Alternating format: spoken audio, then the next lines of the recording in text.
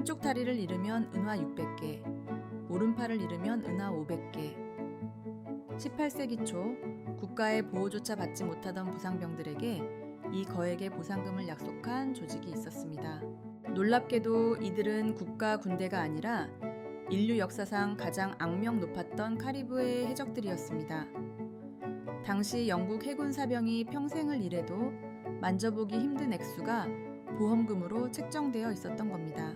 무법천지로만 알고 있었던 해적선이 사실은 당대 그 어떤 국가보다 정교한 복지 시스템과 민주적 절차를 갖춘 주식회사였다면 믿으시겠습니까? 참견 시작.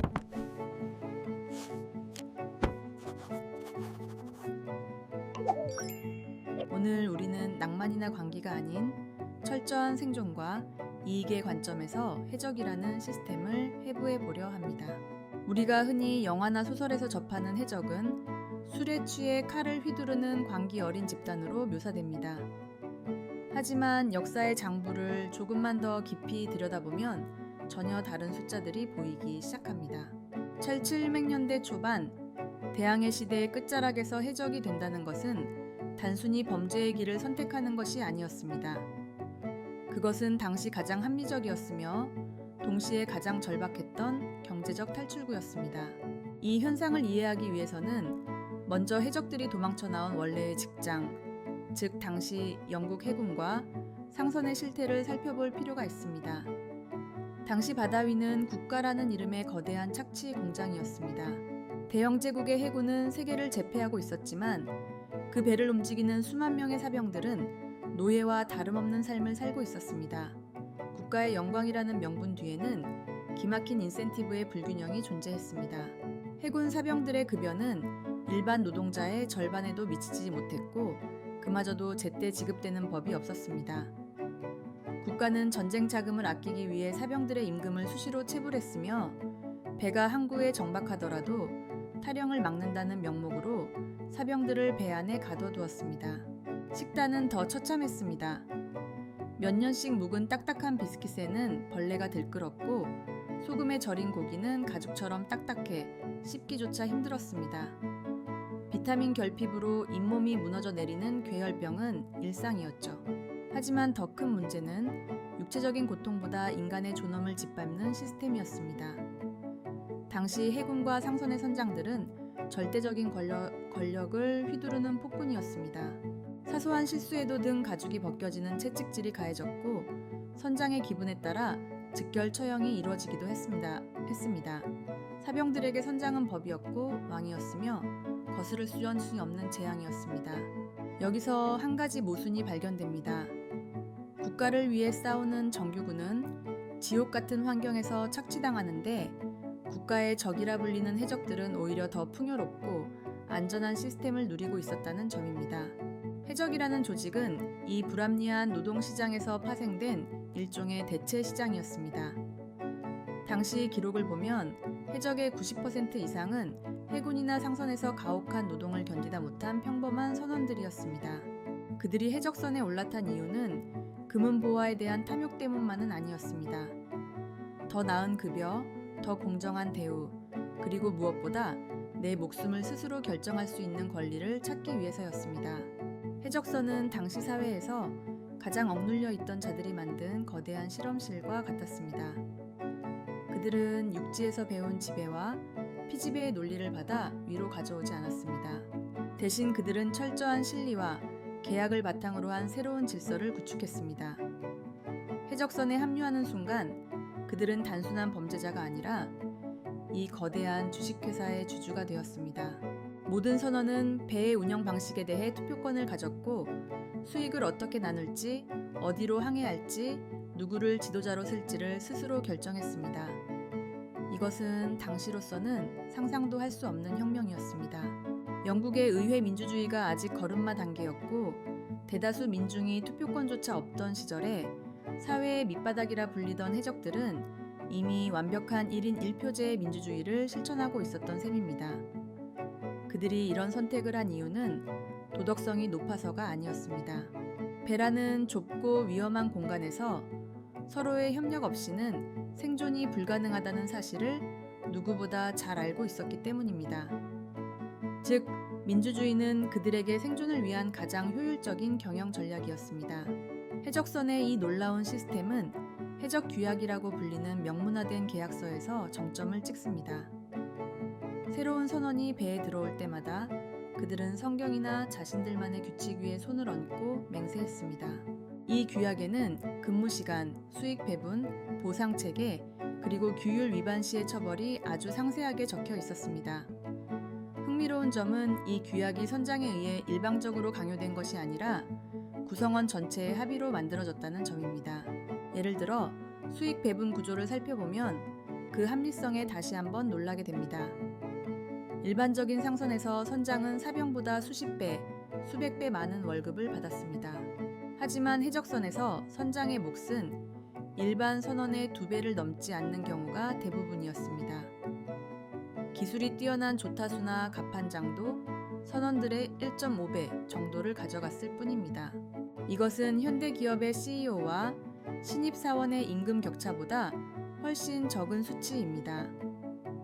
이 공평한 보상 체계는 모든 구성원이 주인의식을 갖고 전투와 항해에 임하게 만드는 강력한 동기부여가 되었습니다. 또한 이들은 세계 최초로 체계적인 산재보험 시스템을 도입했습니다. 앞서 언급한 신체훼손 보상금이 바로 그것입니다. 전투 중에 팔이나 다리를 잃었을 때 지급되는 보상금은 단순히 동정심의 발로가 아니었습니다.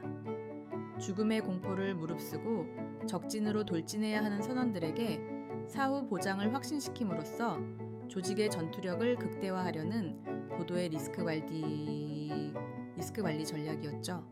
국가도 외면한 개인의 불행을 해적 공동체는 자금 공동 적립이라는 방식을 통해 해결했습니다.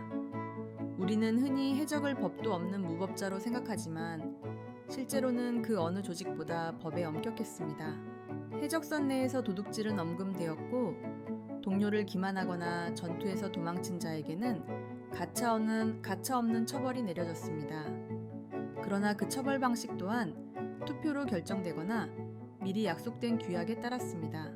선장이 개인적인 감정으로 부하를 처벌하는 일은 원천적으로 봉쇄되어 있었습니다.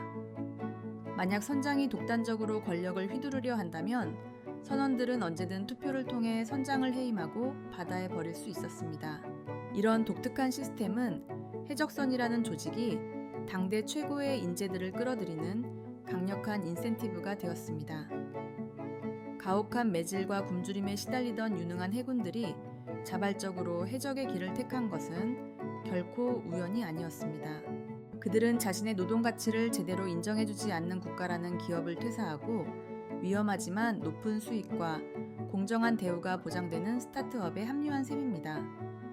하지만 이 자유로운 민주주의 주식회사에는 반드시 지켜야 할 철칙이 있었습니다. 바로 수익성이었습니다. 아무리 민주적이고 공정한 시스템이라 해도 약탈의 실패에 배가 굶주리게 되면 시스템은 무너질 수밖에 없었습니다. 그래서 그들은 자신들의 수익을 극대화하기 위해 가장 효율적이고 때로는 가장 비정한 경영 방식을 채택하게 됩니다. 그것은 바로 공포라는 이름의 브랜드 마케팅이었습니다. 해적들이 왜 그토록 잔인한 소문을 퍼뜨렸는지, 왜 해골 깃발을 휘날리며 위협했는지에 대한 비밀이 여기서 풀립니다. 그 잔인함은 개인적인 악취미가 아니었습니다. 그것은 불필요한 교전을 피하고 상대의 항복을 빠르게 이끌어내기 위한 고도의 비용 절감 전략이었습니다. 전투가 벌어지면 배가 파손되고 탄약이 소비되며 유능한 선원들이 부상을 입습니다. 해적들에게 이것은 막대한 손실이자 비용이었습니다. 따라서 전투 없이 항복을 받아내는 것이야말로 가장 이익이 큰 비즈니스 모델이었던 것입니다. 이처럼 해적의 세계는 우리가 알던 무지몽매한 폭력의 장이 아니었습니다. 그곳은 철저한 계산과 합리성, 그리고 시대의 모순을 꿰뚫는 생존 본능이 맞물려 돌아가는 거대한 기계 장치와 같았습니다. 대영 제국이라는 거대한 시스템이 보지 못한 개인의 욕망과 안전에 대한 욕구를 해적들은 시스템으로 풀어냈습니다. 그렇다면 이 정교한 민주주의 주식회사는 구체적으로 어떻게 운영되었을까요? 선장은 어떻게 선발되었으며 그들의 권력은 어떻게 견제되었을까요? 그리고 무엇보다 그들은 그 막대한 약탈 자금을 어떻게 관리하고 세탁했을까요? 이제 우리는 해적선의 심장부로 들어가 그들의 기막힌 권력 분립 구조와 비즈니스 전략을 더 구체적으로 들여다보려 합니다. 해적선이 가졌던 가장 혁신적인 특징은 권력의 완벽한 분산이었습니다. 보통의 배에서는 선장이 신과 같은 존재였지만 해적선에서는 권력이 둘로 나뉘어 있었습니다.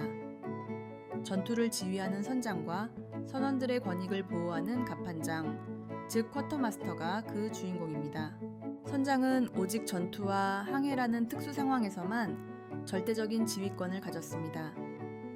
하지만 평상시에는 선원들과 똑같은 음식을 먹고 똑같은 공간에서 잠을 잤습니다. 심지어 선장에게는 개인실조차 허용되지 않는 경우가 많았습니다. 만약 선장이 독단적으로 행동하거나 선원들의 불만을 사게 되면 쿼터마스터는 즉시 선원들의 의견을 모아 선장을 해임할 수 있었습니다. 이것은 현대 민주주의의 탄핵 제도와 놀라울 정도로 닮아 있습니다. 쿼터마스터의 존재는 해적 시스템의 핵심이었습니다. 그는 선원들이 직접 투표로 선출한 이종의 감사관이자 판사였습니다. 약탈물을 분배하고 선원들 사이의 분쟁을 조정하며 선장이 규약을 어기지 않는지 감시하는 것이 그의 주된 업무였습니다.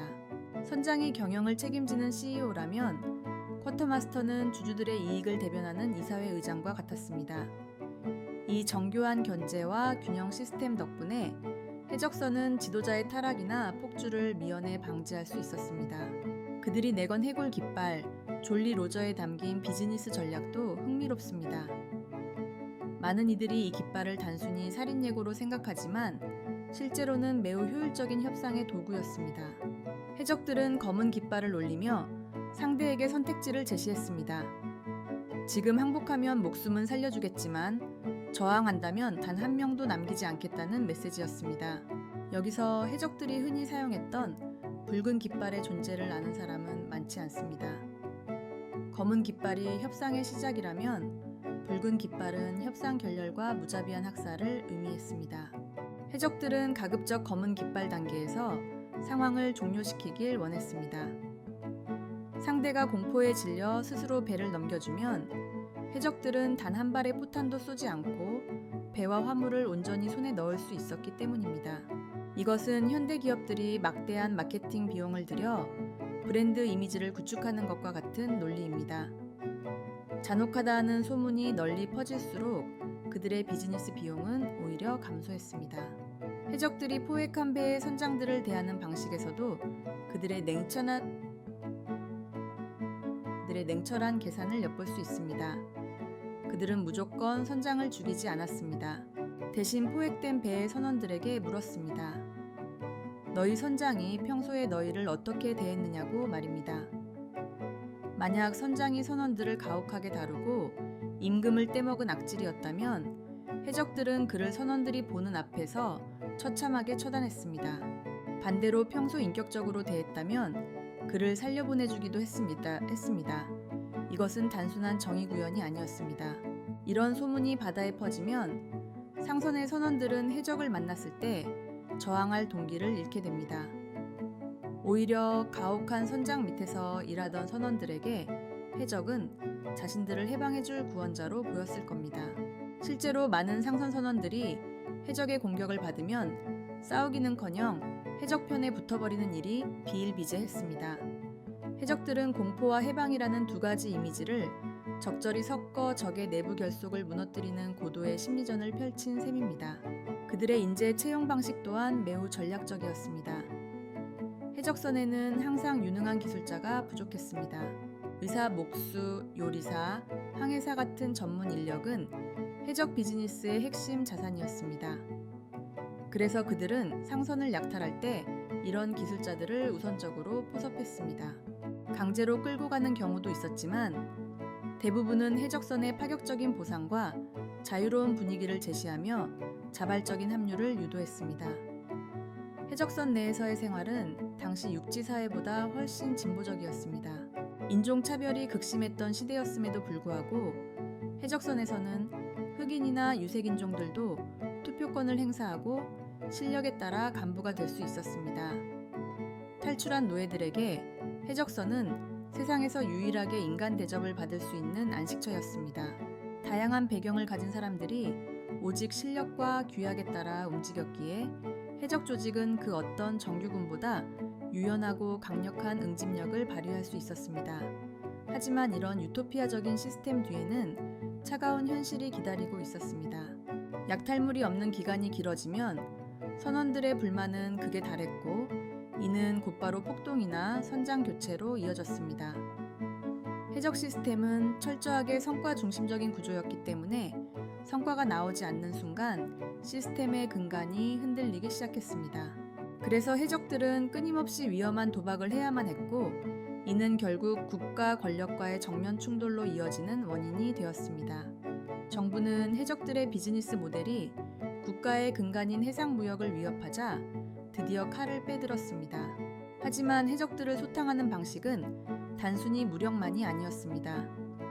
그들은 해적들의 가장 약한 고리인 인간의 욕망을 파고들었습니다. 바로 사명원이라는 카드를 꺼낸 것입니다. 평생을 범죄자로 쫓기며 불안한 삶을 살던 해적들에게 그동안의 죄를 씻고 합법적인 시민으로 살 수 있게 해주겠다는 제안은 그 어떤 대포보다 강력한 무기였습니다. 이제 해적들은 선택의 기로에 서게 됩니다. 자유롭지만 위태로운 무법자의 삶을 계속할 것인가? 아니면 그동안 모은 돈을 가지고 체제 안으로 순응할 것인가? 이 과정에서 해적 공동체 내부는 분열되기 시작했고 동료를 배신하고 현상금을 챙기는 이들이 속출했습니다. 가장 민주적이고 합리적이었던 시스템이 아이러니하게도 가장 개인적인 욕망에 의해 무너져 내리기 시작한 것입니다. 과연 그 화려했던 카리브해의 해적 시대는 어떻게 종말을 맞이했을까요? 그리고 그들이 남긴 민주주의의 씨앗은 이후 역사에 어떤 흔적을 남겼을까요?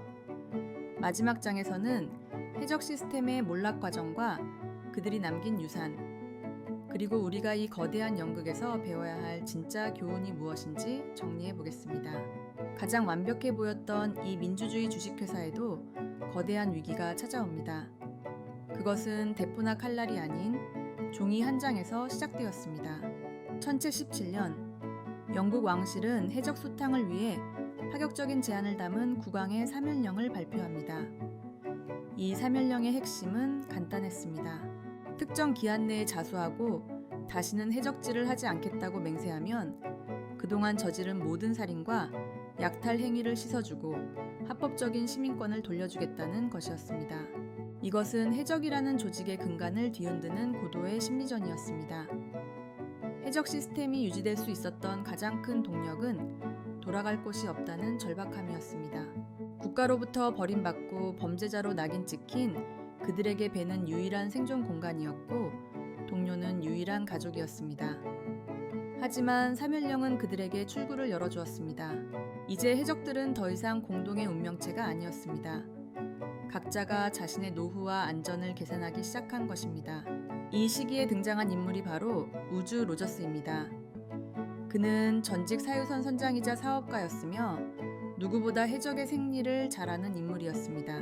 그는 바하마의 나소로 부임하며 한 손에는 사면령을 다른 한 손에는 교수형 밧줄을 들고 나타났습니다. 그는 해적들에게 선택을 강요했습니다. 동료를 배신하고 합법적인 시민이 될 것인가? 아니면 끝까지 저항하다 처형당할 것인가? 여기서 해적 시스템의 치명적인 약점이 드러납니다. 철저하게 이익과 합리성을 바탕으로 뭉친 집단은 더 큰 이익이나 더 확실한 안전이 보장될 때 너무나 쉽게 분열된다는 사실입니다. 어제의 동료가 오늘의 추격자가 되었습니다. 사면을 받은 해적들은 자신들이 잘 아는 해적들의 은신처와 전술을 정부군에게 팔아넘겼습니다. 해적들 사이에 신뢰라는 자산이 바닥나자 그들이 그토록 자랑하던 민주적 규약과 협력 체계는 모래성처럼 허물어지기 시작했습니다. 경제적인 관점에서도 해적질의 수익성은 급격히 악화되었습니다. 영국 해군은 더 이상 과거처럼 무능하지 않았습니다. 그들은 해적들의 전술을 연구했고 상선들은 더 큰 호위함과 함께 움직였습니다. 약탈 한 번에 투입되는 리스크와 비용은 천정부지로 치솟은 반면 성공 확률은 갈수록 낮아졌습니다. 주식회사 해적의 영업이익률이 마이너스로 돌아선 셈입니다. 결국 검은 수염 에드워드 티치나 바르톨로뮤 로버츠 같은 전설적인 해적들이 차례로 전사하거나 처형당하면서 카리브해의 황금시대는 막을 내립니다. 하지만 그들이 남긴 흔적은 단순한 범죄 기록 그 이상이었습니다. 그들이 목숨을 걸고 지키려 했던 해적 규약과 권력 분립의 원칙은 훗날 근대 민주주의와 노동권의 발전에 기묘한 영감을 주었습니다. 우리는 해적을 무법자라 부르지만 그들은 사실 당대 그 누구보다 법의 필요성을 절감했던 사람들입니다. 다만 그 법이 국가라는 거대한 권력이 아닌 구성원 모두의 동의와 이익을 위해 작동하기를 원했을 뿐입니다. 그들이 만든 신체 훼손 보상금은 오늘날의 사회보장제도의 원형을 보여주며 선장과 선원의 낮은 임금 격차는 현대 경영학에서도 여전히 풀지 못한 공정한 분배에 대한 숙제를 던져줍니다. 결국 해적이라는 현상은 특정한 악인들의 등장이 아니라 시스템이 개인의 욕망과 안전을 지켜주지 못할 때 인간이 어디까지 합리적이고 정교하게 저항할 수 있는지를 보여주는 역사적 증거입니다. 그들은 바다 위의 무법자가 아니라 가장 비정하고 차가운 시대의 가장 인간적인 생존 방식을 고민했던 리스크 관리자들이었습니다. 오늘날 우리가 해적의 이야기에 매료되는 이유는 그들의 낭만적인 모험 때문이 아닐 겁니다. 조직의 비대해진 권력을 견제하고 성과를 공정하게 나누며 구성원의 미래를 담보하는 그들의 시스템이 오늘날 우리가 속한 조직들보다 훨씬 더 본질적인 질문을 던지고 있기 때문입니다. 욕망이 만든 가장 효율적인 시스템, 그것이 바로 카리브해 해적이라는 주식회사의 진짜 정체였습니다. 오늘 준비한 내용은 여기까지입니다. 약탈과 무법의 상징이었던 해적이 사실은 당대 그 어느 조직보다 합리적인 경제 시스템 위에서 움직였다는 사실이 오늘날 우리에게 어떤 시사점을 주는지 궁금해집니다. 오늘 영상이 어떠셨는지 댓글로 남겨주시면 앞으로의 영상 제작에 적극 참고하겠습니다. 앞으로도 저희 역사 참견러는 인류의 발자취 속에 숨겨진 차가운 욕망과 이권의 메커니즘을 계속해서 파헤치겠습니다. 구독과 좋아요는 더 깊은 역사의 이면을 탐구하는 큰 힘이 됩니다. 지금까지 역사 참견러